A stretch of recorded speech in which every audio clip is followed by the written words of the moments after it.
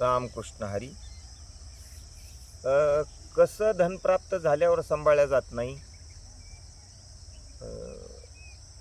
ते या ठिकाणी माऊली लिहितात ऐका.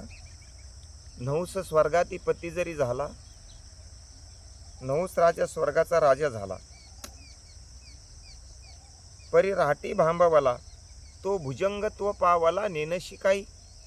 नहुस राजाने 100 अश्वमेध यज्ञ केले. शतमक यज्ञ स्वर्गीची संपदा. 100 अश्वमेध यज्ञ केले म्हणजे स्वर्गीचं राज्य प्राप्त होतं.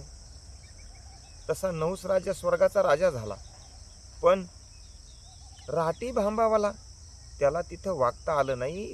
तिथली ती राजधानी त्याला सांभाळता आली नाही.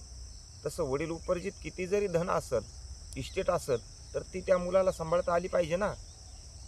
मग तो राहटी भांबावाला म्हणजे माळदाच्या घरात न राहता सलापमध्ये राहू लागला, असं काय झालं का? नाही नाही, त्याला वागता आलं नाहीये.